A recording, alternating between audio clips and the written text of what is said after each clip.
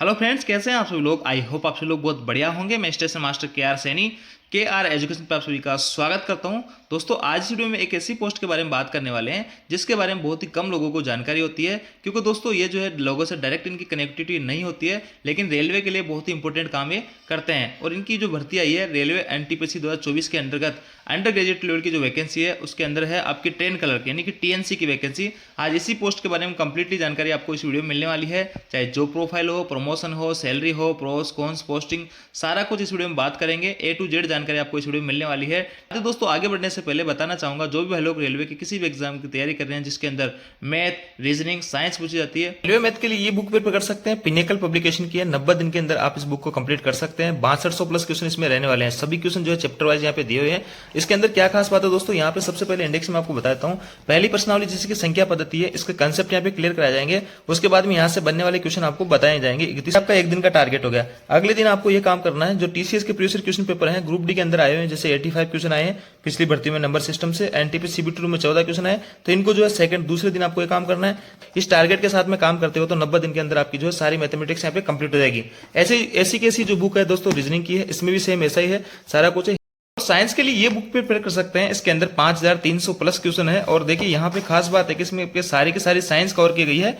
अब देखिए दोस्तों, RRB NTPC under graduate level वालों की वैकेंसी निकली हुई है, जिसके अंतर्गत आपके टीएनसी की भी पोस्ट है। 72 पोस्टों पे वैकेंसी इस बार आई है 2024 में। और इसका जो है लेवल 2 की पोस्ट है, 19,900 बेसिक है। A3 इसका मेडिकल स्टैंडर्ड है। 18 से 30 साल इसमें उम्र मांगी जाती थी, लेकिन कोविड के कारण इस बार जो है 3 साल की आपको छूट मिलने वाली है। टोटल 72 पोस्ट आपको टीएनसी की इस बार रहने वाली है। तो इसके मेडिकल में क्या कुछ होता है वो देख लेते हैं एक बार। देखिए, मेडिकल स्टैंडर्ड इसका A3 है। और A3 के अंदर जनरल फिटनेस में आपका physical fit in all respect, यानी फिजिकल रूप से आपके एक्सरे वगैरह चेक किया जाएगा, या फिर जो यूरिन वगैरह का टेस्ट या ब्लड वगैरह का है, जैसे कोई शुगर, डायबिटीज वगैरह ऐसी बीमारी आपको नहीं होनी चाहिए। जनरल फिटनेस एकदम उठने बैठने में कोई दिक्कत नहीं आनी चाहिए, सारी कुछ चीज़ें चेक की जाती है। और देखिए उसके बाद में सबसे इंपॉर्टेंट होता है इसमें विजुअल एक्यूटी, यानी आपका नियर विजन और डिस्टेंट विजन भी यहाँ पे चेक किया जाता है।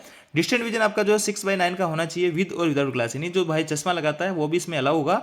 और इस चश्मे की जो क्षमता है 2 डायमीटर से अधिक नहीं होनी चाहिए अगर आप चश्मा लगाते हो तो। नियर विजन में 0.6 का आपका नियर विजन होगा, और विद और विदाउट ग्लास चश्मा इसमें भी अलाउ है।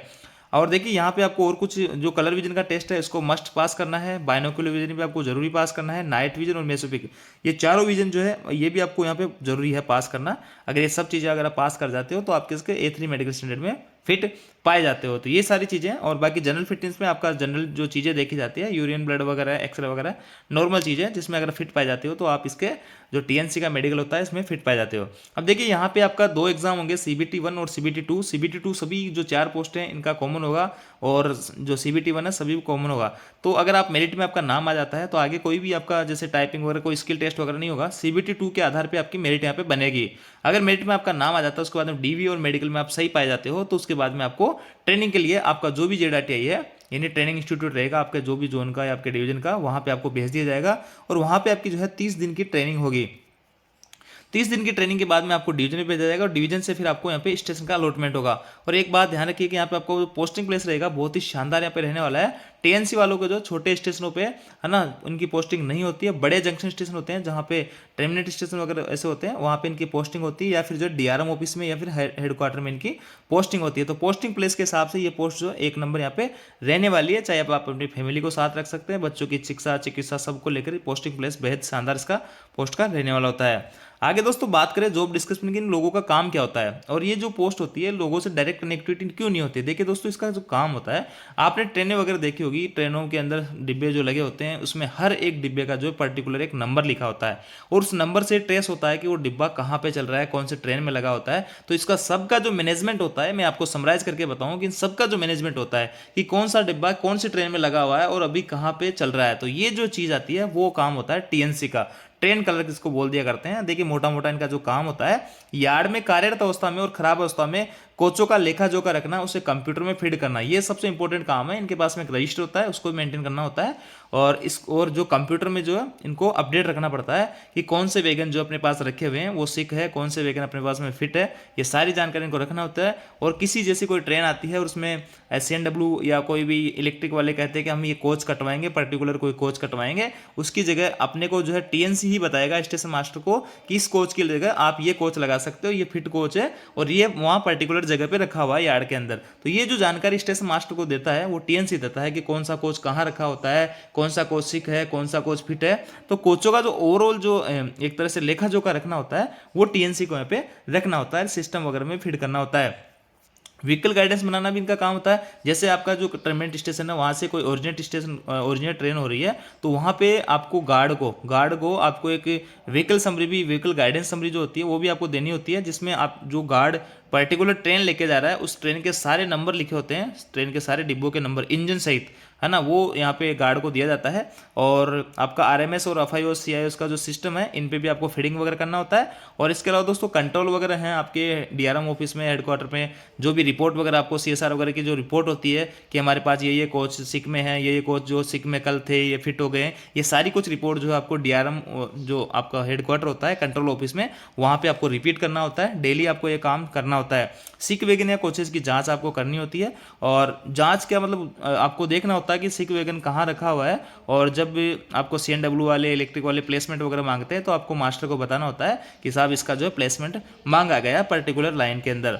ऑफिस के रजिस्टर वगैरह मेंटेन आपको करना होता है, जैसे कि मैंने आपको बताया कई टाइप के रजिस्टर यहाँ पे लगे होते हैं। तो ओवरऑल आप एक चीज़ कह सकते हो यहाँ पे कि ये जो कोचेज होते हैं, इतने सारे कोचेज होते हैं कि कौन सा कोच किस ट्रेन में लगा हुआ है, कहाँ पे रखा हुआ और कहाँ पे चल रहा है, अभी इसकी क्या लोकेशन है, ये कैसे पता लगेगा, ये पता रखने के लिए यहाँ पे काम होता है टीएनसी का। तो टीएनसी का बहुत ही इंपॉर्टेंट काम होता है, हर एक डिब्बे की जो है जानकारी आपको सिस्टम में फीड करते हैं जो आपके अंतर्गत आती है। जैसे कोई पर्टिकुलर एक स्टेशन है, ट्रेन स्टेशन में बात करूँ जैसे गंगानगर, तो गंगानगर में जितनी भी गाड़ियाँ आ रही है जा रही है तो वहाँ पे जो जितने भी कोच सिक पड़े हैं, स्पेयर पड़े हैं, फिट पड़े हैं, उन सब का जो है डेटा यहाँ पे ऑनलाइन चढ़ाता है कौन, टीएनसी। वहाँ पे जो ट्रेनें आ रही है उनके में कौन सा इंजन लग के आ रहा है, वहाँ से जो ट्रेनें जा रही है कौन सा इंजन उनमें जा रहा है, ये सारी चीज़ें जो है कंट्रोल को रिपीट करता है टीएनसी। तो ये काम मेजरली यहाँ पे टीएनसी का होता है अगर स्टेशनों पे आपकी पोस्टिंग होती है तो।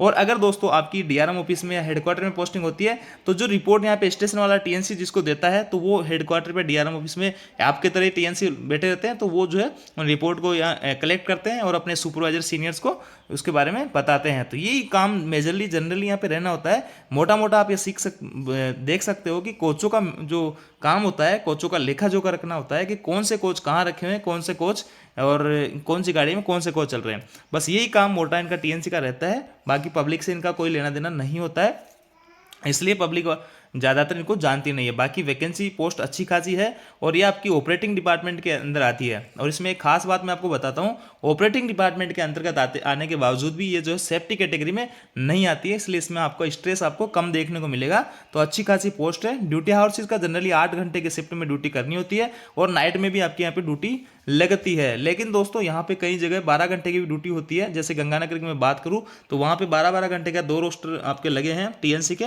डे और नाइट का। तो वहाँ पे आपको जहाँ भी 12 घंटे की ड्यूटी होगी वहाँ आपको सप्ताह में 2 रेस्ट यानी 5 डे वीक यहाँ पे होगा। बाकी जनरली स्टेशनों पे 8-8 घंटे की शिफ्ट में भी ड्यूटी आपको करनी होती है।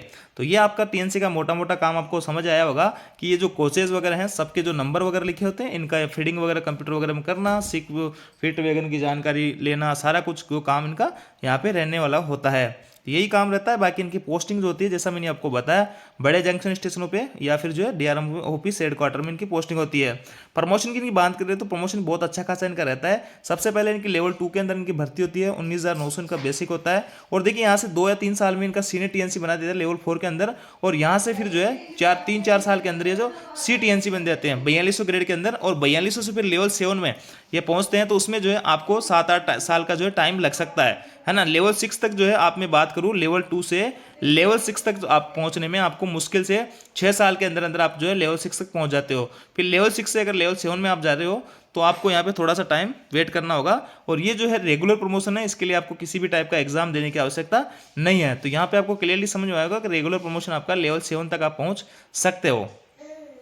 इसके आगे दोस्तों बात करते हैं अपन कि एग्जाम देके अपन पास में क्या क्या अवसर होते हैं कि किधर किधर अपन कौन कौन सी पोस्ट पे जा सकते हैं। तो देखिए एलडीसी का जो एग्जाम होता है उसके तहत आप आपको अगर ट्रेन मैनेजर कोई भाई है और वो गुड्स गार्ड बनना चाहता है यानी ट्रेन मैनेजर बनना चाहता है तो उसके पास में बहुत अच्छा खासा मौका रहता है। क्योंकि दोस्तों ट्रेन मैनेजर के अंदर आपके टीएनसी वालों का कोटा रहता है। तो लगभग सारे के सारे टीएनसी जो है गुड्स गार्ड बन सकते हैं और ज़्यादातर जो टीएनसी होते हैं वो गुड्स गार्ड बन जाते हैं।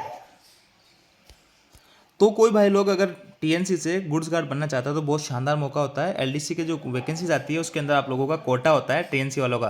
तो यहाँ से एलडीसी कोटे के तहत आप station master, train manager, chief law assistant और आप कंट्रोल वगैरह बन सकते हो ना। और जीडीसी के माध्यम से भी आप जो है station master, train manager, JWS, senior clerk, जिसकी भी वैकेंसी आती है आपका जो ग्रेड है उससे ऊपर, तो उसमें आप जीडीसी के माध्यम से एग्जाम देके फाइट करके आप लग सकते हो। लेकिन दोनों में एलडीसी और जीडीसी में एक आपको मैं डिफरेंस बता देता हूँ कि एलडीसी के तहत जो दोस्तों आपको आपका जो डिवीजन होता है उसी के अंतर्गत आपकी पोस्टिंग की जाती है ना, सेम डिवीजन में। लेकिन जीडीसी के अंदर जो है आपके जोन में आपकी पोस्टिंग होगी, यानी आपके जोन में जितने डिवीजन पड़ेंगे वहां पर कभी भी कहीं भी आपकी पोस्टिंग हो सकती है। तो एलडीसी वाली वैकेंसी ज़्यादा ठीक रहती है, पोस्टिंग आपको सेम जगह यहाँ पे मिल जाती है, सेम डिवीजन में। इसके अलावा दोस्तों 4200 ग्रेड में अगर आपकी 5 साल की सर्विस पूरी हो जाती है तो आप एलडीसी कोटे के तहत एओम के लिए एग्जाम दे सकते हैं और एओम से फिर डीओम और फिर सीनियर डीओम आप बन सकते हो। और एओम जो पोस्ट होती है गजेटेड लेवल की पोस्ट है, 4800 ग्रेड पे आपका जो एग्जाम देके यहाँ पे फाइट कर सकते हो। ये भी आपके पास में मौका होता है टीएनसी वालों के पास में। तो प्रमोशन के बहुत अच्छे खासे चांसेस टीएनसी के पास में रहते हैं।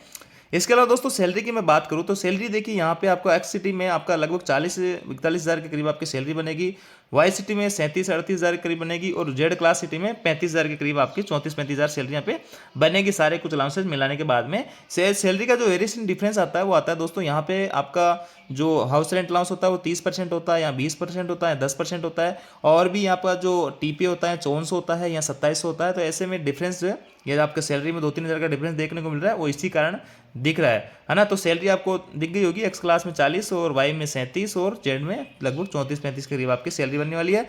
फैसिलिटीज़ में आपको कई सारे फैसिलिटी रेलवे में प्रोवाइड कराता है।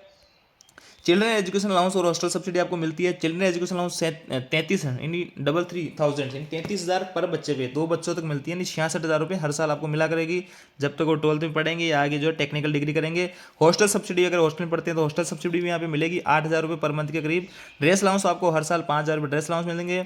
पास पीटीओ 5 साल की सर्विस तक जो है आपको 1 पास प्लस 4 पीटीओ मिलेंगे और 5 साल की सर्विस के बाद में 3 फ्री पास और 4 पीटीओ यहाँ पे मिला करेंगे। मेडिकल फैसिलिटीज आपकी जो फैमिली रहेगी, आपके आश्रित वगैरह रहेंगे, सबको फैसिलिटीज मिलने वाली है मेडिकल की। बस अगर आपके फादर जीवित हो तो आपके फादर और मदर को फैसिलिटीज नहीं मिलेगी।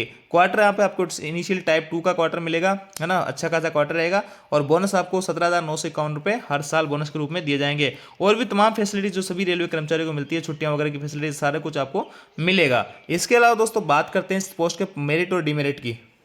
तो देखिए इसकी मेरिट है नहीं, इसकी जो अच्छी बात है, इसका पोस्टिंग प्लेस बहुत ही शानदार जगह रहता है। ये आपकी परिचालन ऑपरेटिंग डिपार्टमेंट के अंतर्गत आने के बावजूद भी ये सेफ्टी कैटेगरी के अंदर नहीं आती है, नॉन सेफ्टी की जो पोस्ट है। और यहाँ पे जो आपको लो स्ट्रेस देखने को मिलेगा क्योंकि ये जो कोचेज वगैरह का मेंटेनेंस का काम है, ट्रेन के सीधे ऑपरेशन से आपका ज़्यादा यहाँ पे काम नहीं पड़ता है। ओवर टाइम वगैरह भी आप करते हो तो इस पोस्ट पर आपको ओवर टाइम का भी प्रावधान है, मिलता है। और डीमेरिट इसकी यह है कि दोस्तों नाइट ड्यूटी वगैरह आपको इसमें करनी होगी। लड़कियां वगैरह हैं, आपको जैसे कि बड़े यार्ड वगैरह होते हैं तो नाइट में अगर कोई वैगन सिक वगैरह हो गया तो उसकी पोजीशन लेने या फिट वैगन कहाँ रखा हुआ है वो चेक करने के लिए आपको नाइट में भी अपने यार्ड में जाना पड़ेगा। तो लड़कियों के लिए जॉब जो है सही तरीके से सुटेबल नहीं है। और ये जो है अपग्रेडेशन पॉलिसी के तहत भी इसका नाम नहीं आया है, जैसे कि स्टेशन मास्टर वगैरह है और भी तमाम जो वैकेंसीज है उनको यहाँ पे 2400 ग्रेड तक बढ़ाने का अपग्रेडेशन पॉलिसी के तहत नाम आया, लेकिन इस पोस्ट का नाम नहीं आया है। तो अपग्रेडेशन पॉलिसी के तहत इसका प्रमोशन 5400 तक नहीं हो रहा है और ये जो है आपका 4600 तक इसका लास्ट प्रमोशन है। और ट्रांसफर है दोस्तों इसमें क्योंकि गिने चुने बहुत ही कम जो है पोस्टें रहती है, बहुत कम लोग टीएनसी के अंतर्गत रहते हैं, इसलिए यहाँ पे ट्रांसफर के मौके बहुत कम रहते हैं। क्योंकि म्यूचुअल ट्रांसफर जो है संभावना कम होती है म्यूचुअल ट्रांसफर की, क्योंकि इसमें गिने चुने लोग यहाँ पे सेलेक्ट होते हैं। और सैलरी जो है इसकी लो रहती है, हालांकि वो तो है ही, इसमें आपके ज़्यादा अलाउंसेज जैसे टीए वगैरह हैं और भी कई तरह के अलाउंसेज है वो नहीं है इसमें। बाकी नाइट ड्यूटी अलाउंस और ओवर टाइम अलाउंस आपको यहाँ पे मिला करेगा। तो ये दोस्तों मेरिट और डिमेरिट इस पोस्ट के यहाँ पे रहने वाले हैं। बाकी ओवरऑल अगर मैं बात करूँ तो अच्छी पोस्ट है, अच्छी जगह पोस्टिंग होती है और नॉन सेफ्टी की है, इसमें स्ट्रेस इतना ज़्यादा नहीं होता है। तो ये टीएनसी के बारे में मैंने कंप्लीटली जानकारी आपको इस वीडियो में देने की कोशिश की है। आई होप दोस्तों जानकारी आपको अच्छी लगी, कि वीडियो आपको अच्छा लगे वीडियो लाइक कीजिए, दोस्तों के साथ में शेयर जरूर करें। Thank you.